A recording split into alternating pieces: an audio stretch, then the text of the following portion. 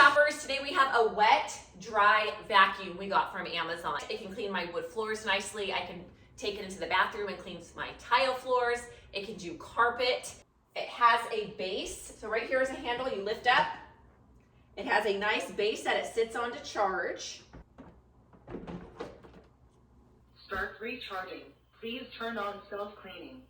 It has a self-cleaning mode, and this is where it is. Just press that button and the water will self-clean your vacuum. Start. This is self-cleaning. This is how you power it on and off. Here's the vacuum, and this is where the dirty water goes. It gets sucked up into here.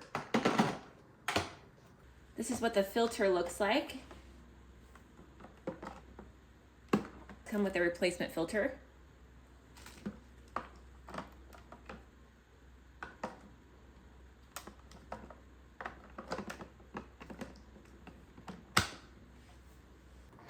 This is how you fill up the water tank and solution.